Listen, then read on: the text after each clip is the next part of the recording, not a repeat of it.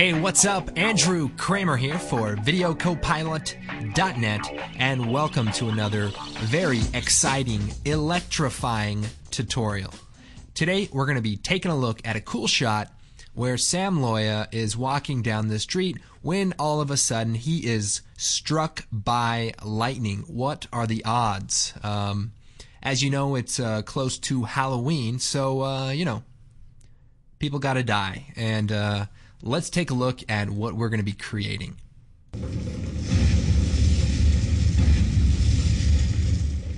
Okay, pretty gruesome. And if we kind of look closely, we can see that he gets struck by lightning and then very quickly explodes, and there's chunks and blood, and you can even see kind of hot, burnt edges on his pant legs.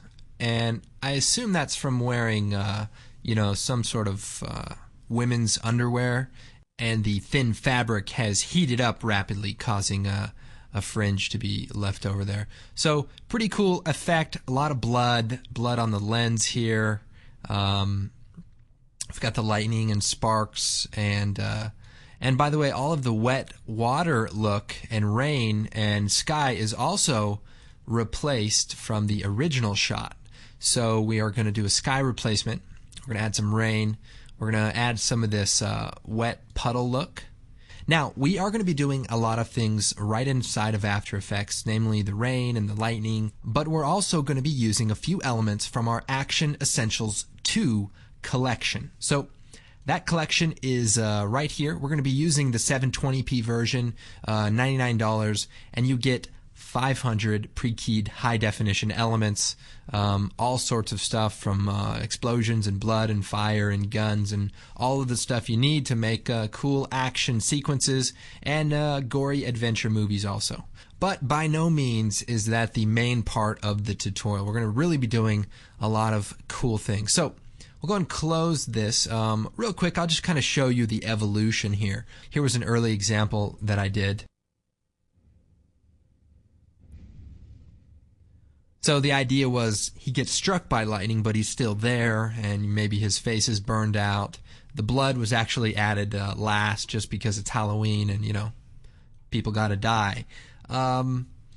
Another interesting kind of example here is where the lightning strikes and he immediately explodes.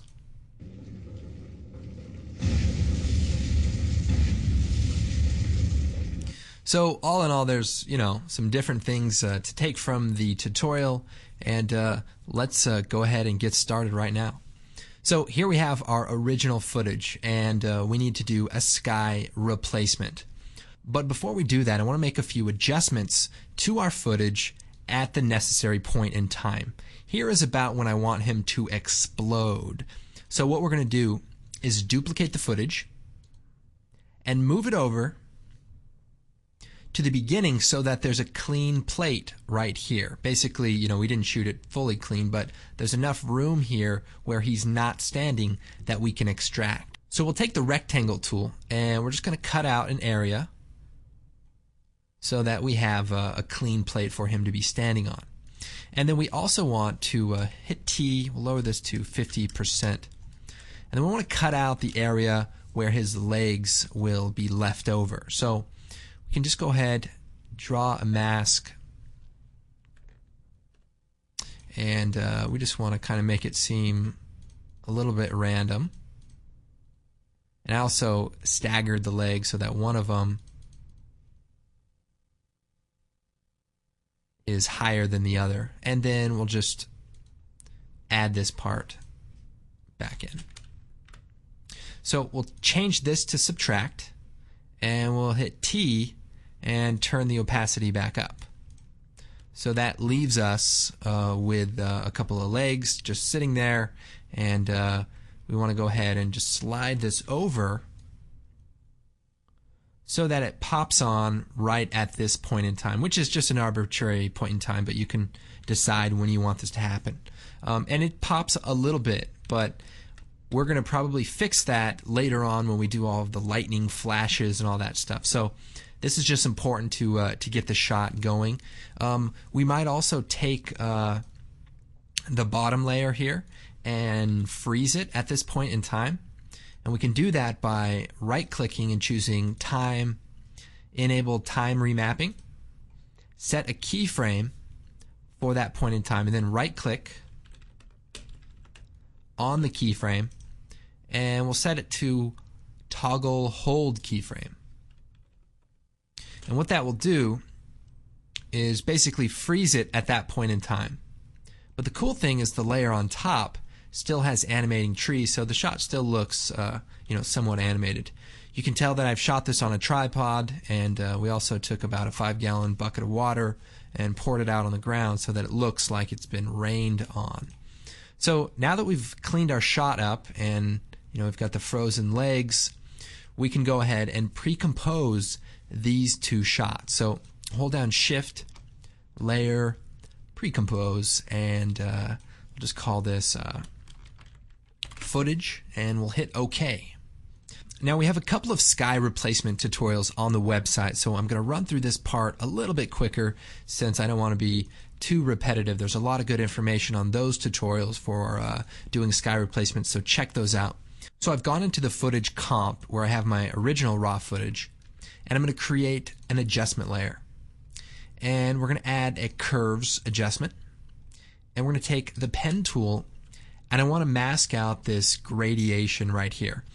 The idea here is we want to make the whole sky white, and that will just make our sky replacing a little bit easier. So we'll brighten this up and hit F, and we'll feather the mask a little bit so that it blends with our shot. And just move it over a little bit. Okay, so close that. Okay, we'll come over to our project and bring out the dark sky image, which is a picture of a sky I took a long time ago, and we're going to bring it out. We're going to put it underneath the footage, and then we're also going to duplicate the footage, Control D, and we're going to hit F4, or toggle the switches, and we're going to set the bottom one to Luma Matte, possibly Luma Matte inverted. And what that does is more or less keys out the sky. We'll go ahead, we'll call this matte. Now to keep it simple, we're going to pre-compose the matte into its own composition. We'll call this matte, and we'll move all attributes and open the new comp. Hit OK. So inside of this comp, so the first thing we'll do is add a tint effect, which is at the bottom there. And then we're going to add a levels adjustment, and we'll make some room here. And what I want to do is bring the input black all the way over so that we really darken out the image, and we'll scrub through here. We can see his face is still a little bit gray, so we'll slide this over to kind of get rid of that, and maybe move the white point over as well. So this is a pretty good matte, and we can always make some adjustments to it later, but that's the basic idea. We're also going to create a black solid, shut the eye off, and we'll just draw a line across the horizon here and back inside, and we'll use this to get rid of all of the white highlight specular areas here. So we'll turn that on. So now we have a pretty good matte. Then we'll go back into the footage comp, and you can see that our track matte is now getting rid of it pretty well. So we'll turn on our sky layer, and we'll zoom in, and I'm going to scale it down and squeeze it down. Then we're going to add a quick mask, and we'll set it to subtract, and we'll hit F and turn up the feathering amount. Now before we go on, let's do a bit of color correction. So we'll add a tint and a curves adjustment to our footage, and we'll turn the tint amount down just a bit, and I want to bring the curves adjustment down so that the footage is a little bit darker, a little bit more night-like.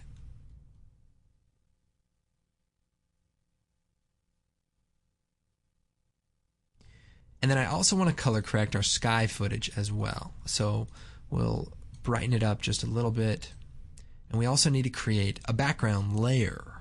So we'll make maybe a gray, bluish colored background, hit OK, and put that at the very bottom. So this is just to kind of get everything together and start compositing our scene. Now I want to give a little bit more contrast to our sky and possibly add a little bit of green blue into our SAM footage. So we'll punch up the green and also the blue as well. Okay, the next part of the tutorial, we're going to add some rain effects. Obviously, this is low budget. We didn't even have enough water to cover up the back area of the road, and the wardrobe is obviously a disaster. But we're going to do our best here. And one thing I like to do is turn up the comp exposure setting. So if we set that to 2, that just makes everything brighter, but doesn't actually affect the pixels in your work. It's just sort of a viewing option. So might even make it easier to see. Now you can see a little bit of fringing with the matte, and I won't get too much into that. Check out those advanced sky replacement tutorials, and we get into all that fun stuff. But for now, we're going to start adding some rain effects. So we'll start by creating a new solid, and we'll hit OK. We're going to call this drizzle.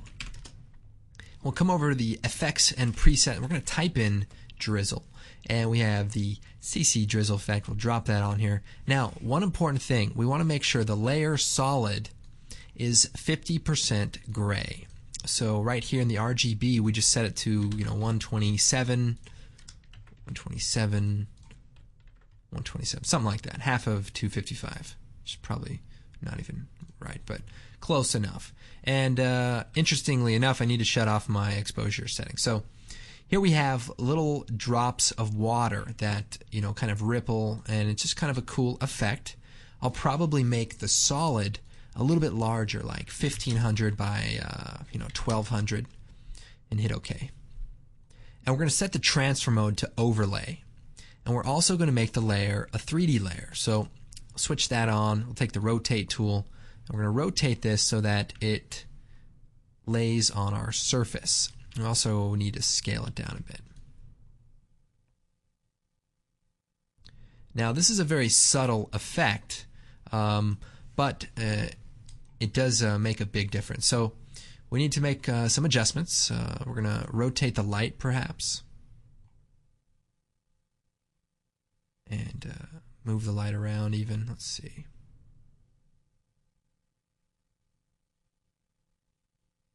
Just want to move it around until it looks like it's in a good position. We also can play around with the drip rate, so that's how many of these puddles that it's creating. We can also turn the spreading down so that they're a lot smaller, and the rippling is set to 1. That's how many little ripples there are, so you can play around with that also. So looks pretty good. The life, 1.5 seconds perhaps. So play around with the settings until you get something that you like, and then we're going to create a particle system. So we'll create a new solid, and we'll make it comp size and hit OK. We're going to add particle world. And remember, I really try to do as much as possible with the built-in tools of After Effects, and only sometimes is it make a much bigger difference to use a third-party plugin, or in this case later on we're going to be using some blood, and it's just because there isn't really a good way to create realistic blood, or in other cases there's not a really good way to do it with just After Effects. So as much as I try to use the built-in tools, sometimes you just have to reach for some of these other kind of products just to make things a lot better. But in this case, we're able to use Particle World to create some pretty convincing rain. We'll set the floor to off, and that way we just have our particles. And we're going to make a few different adjustments. Let's see, producer. Let's make it really wide and large on the radius, so we'll just spread this out. And we're going to move the position up so that the rain comes from up above, and you can also move the Z position of the rain, and so something like that. Now the rain's kind of going at an angle, so we'll turn the velocity down so that the particles just fall, or you can adjust it until you match the perspective of your scene. So we're actually kind of looking up, so it almost looks okay to be sort of coming towards us like that. But, you know, rain does all sorts of stuff. So the longevity, we'll turn that up. We want it to basically meet with the ground, and that looks pretty good. Now the gravity is going to be like the speed. So if you turn that up, you know, it'll rain a lot more harshly, and we'll go change the color here. And the thing about rain is we really want to make it, you know, subtle for the most part. You know, we don't want it to be too thick or too intense, and you know, we want to make it blend well. So keep that in mind. We'll turn the longevity down. You're going to play with the longevity and the gravity. Those two settings kind of go together. And we'll also push this up in the sky here.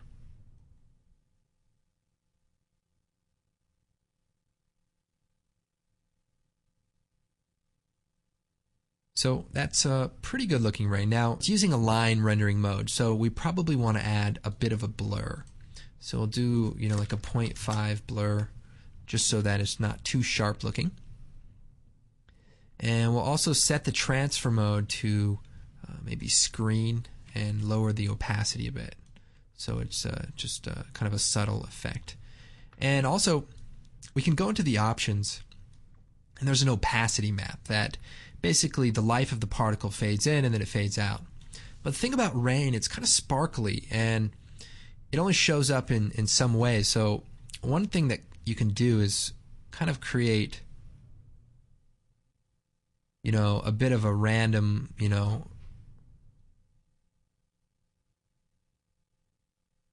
life.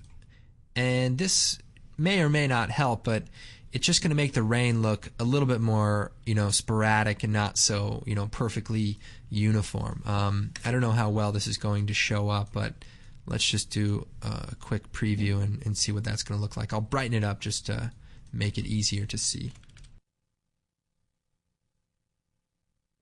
So there you can see it. It looks pretty good, and we'll go and switch that back to screen and lower the opacity so it's not so intense. Now, as an optional effect, we can go down here and bring out the window rain, and what that is just footage of sort of water going down a window, and we can bring that out.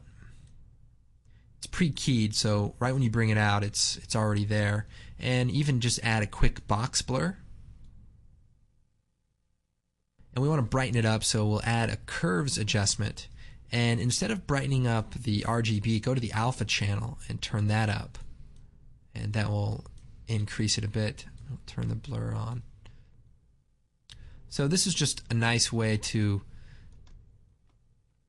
give your shot a little bit more of a wet look. We're going to go ahead and shut that off for right now, but we'll turn it all back on at the very end. Okay, now it's time to add some lightning, and we're going to be using a built-in After Effects plugin.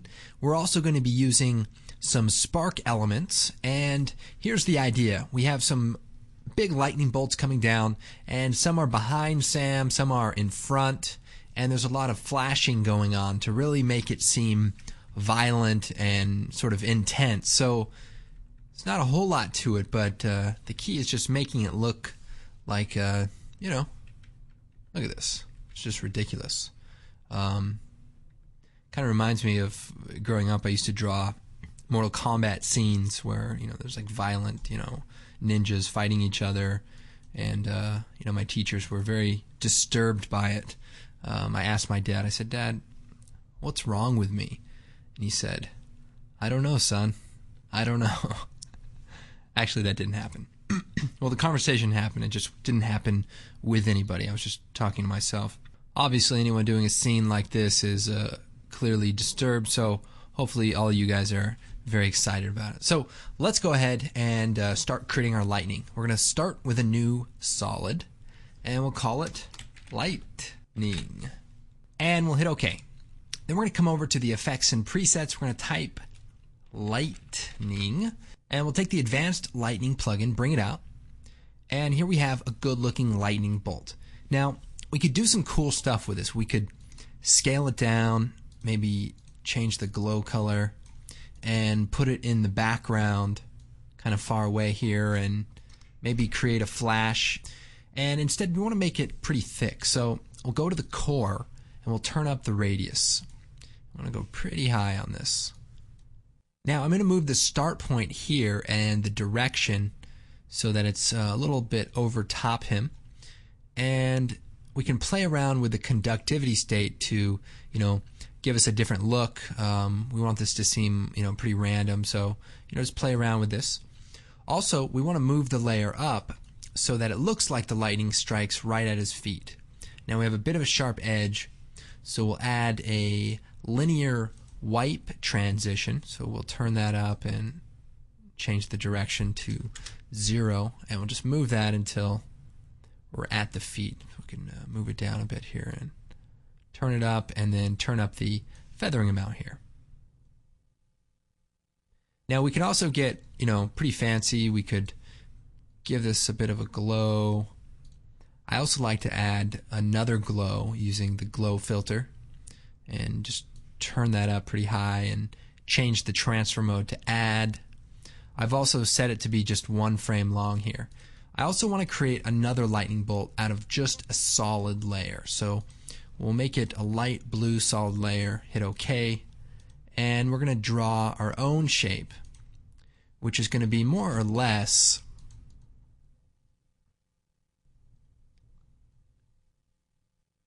a box. And we'll set it to add, and we'll even copy the glow over to it. And the thing about this one is we want to make it behind our character. So we'll take the pen tool and we'll draw a shape around his head. And this doesn't have to be perfect because it's just going to be a really bright, bolt. So we'll just draw kind of a rough mask here. And we'll set it to subtract. So we'll turn that on.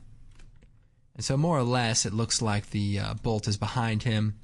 We can feather both of these masks, and that way it'll almost look like a light wrap of sorts. It really is just kind of a rough resemblance so that we can create the look of lightning all around our character here. So we'll go ahead, we'll make this 1 frame long, and you can just extend the handles of the layers there. And we'll turn our other lightning back on. And the idea here is just to create copies, move them over, and just vary the settings. So change the conductivity state, maybe turn the core thickness down a bit, duplicate it, move it over. Again, we'll change it up here. We really want this to look, very violent and very random. We also need to create an adjustment layer that we're going to add a curves adjustment to. So we'll brighten up the entire scene, maybe even add a little bit of blue, and maybe pull a little bit of the red down a bit. And we're going to make this 1 frame too. And by the way I'm making it 1 frame is I'm holding down Alt, hitting begin bracket, end bracket, and that just makes it 1 frame. It sets the in and out point to that 1 frame. So here we can duplicate that, Control D, move it around, and just add some random lights here. And another element we can do is if we duplicate this element, extend it for a few frames, and then hit T, and we're going to set the opacity at the beginning at 100, and then go over and we'll set it down to 0. So it's sort of creating a flash of light that fades out, and we can add that just to the very first one. And this way it's just more random light going on.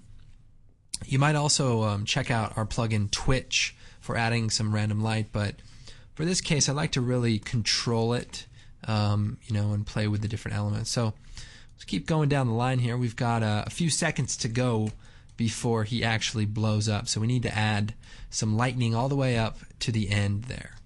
So we need to make a few copies of the layers, so we'll go ahead, duplicate them, Control D, and maybe move them over, and then just go into the individual settings and randomize the values so that it looks a bit more random. Play with the core setting, and the conductivity state are a good place to start for creating some random looking effects. So play around with that and add enough till we get to the end, and then we can take a look at making him explode.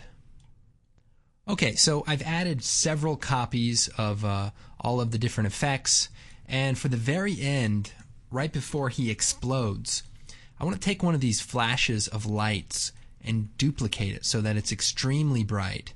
And that way when it explodes, you won't be able to see that it sort of jumps to that position. And we're going to add some camera shake a little bit later. So all in all, we just want to make it seem really random and crazy. So the next thing I want to do is add some of these stock elements from the Action Essentials 2 collection. So we have a few different ones, and there's a whole gallery that you can look through, but I just picked out a couple of ones that work pretty well. We've got this firecracker effect here, which is just like a bunch of sparks shooting up.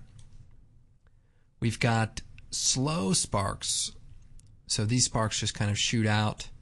And we've got welding sparks and some more welding sparks. So we're going to go ahead and bring these out. One thing I like to do is keep my comps somewhat organized. So we've just created all this random stuff, and now we have like 30 layers. Wow, we have a lot more than that. We have 60 layers. So I'm going to go ahead, hold down Shift, select all the layers, and choose Pre-Compose. And we're going to move all the attributes. We're going to call this Lightning and hit OK. Now it's very important because the transfer modes change and the look changes. So toggle the switches and turn on the collapse transformation, and that will make it so as if those layers are actually inside of this comp and are overlaying them properly. So just make sure to turn that switch on. Now before we get to the stock footage, you can see we have a pretty good effect as it is now. And we could add a particle system with some smoke, and you could probably use a particle system to create some sparks. But we're going to use some action elements just to save time and add a little bit more realism. So we'll bring those welding sparks out, line it up down here, and they're pre-keyed, but we want to set the transfer mode to add so that they're nice and bright, and we'll scale it down to the feet area. Now there's a little bit of a hard edge, so we'll add a ellipse mask. We'll double click, and we'll bring the mask options up. We'll turn up the feathering, and we'll bring the expansion in so that we don't see a hard edge, and instead it's just a nice soft edge. And so the key here, let me go ahead and make a few marks to kind of organize where this all should happen. So right here when the legs disappear, I'm going to make a comp marker. And the way you do that is you hit Shift, and you can do a number 1 through 10. And there we have a comp marker, and then I'm going to go back here to right before it starts.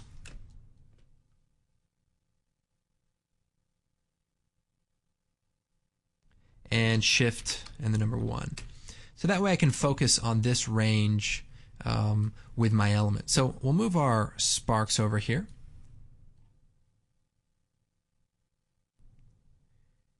And that's good. It's just a nice, flash of sparks, and just makes it all look a little bit more intense.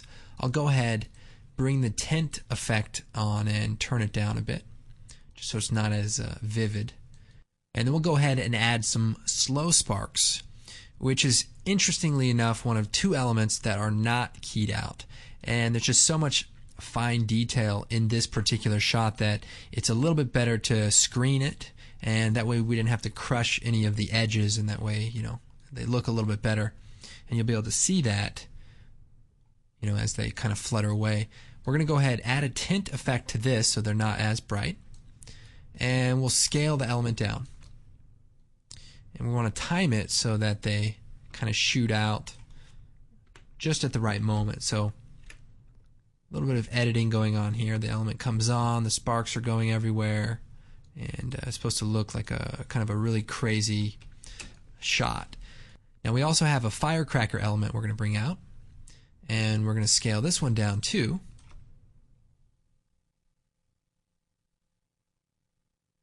And we'll set the transfer mode to add as well.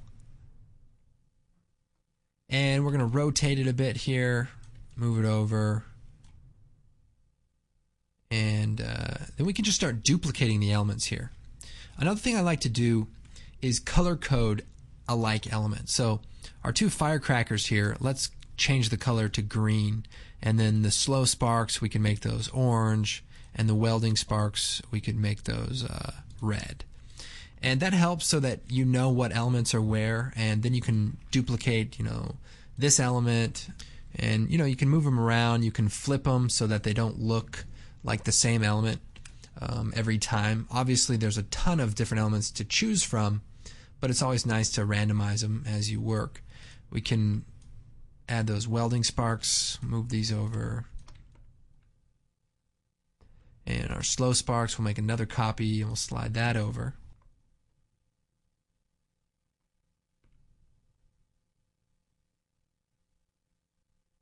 And anytime you have, like a sharp edge, just add a quick mask.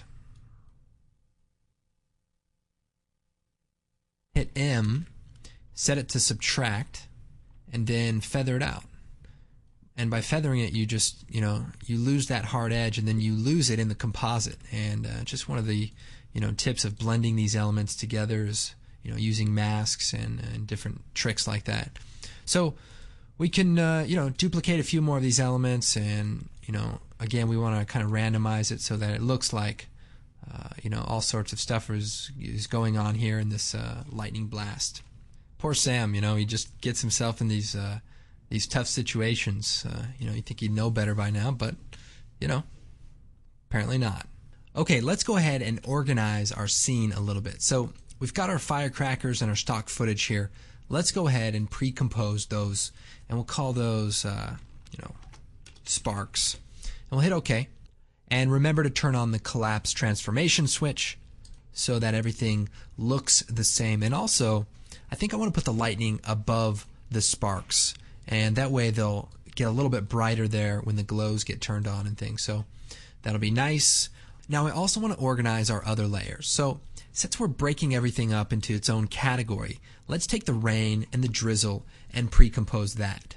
So we'll hit pre-compose, call this rain, and we'll hit OK. Turn on the collapse transformation. We're also going to take our footage, our matte, our footage, and our sky, and we'll pre-compose that, and that'll be our background. And we'll hit OK. So now everything is just a little bit more organized. It looks exactly the same, but it's easier to see what's going on. Okay, so we've built our lightning strike. And in the next tutorial, we're going to be taking a look at actually making Sam explode from all of this extra energy. So tune in for that tutorial. Hope you guys enjoyed it. My name is Andrew Kramer, and we'll see you next time.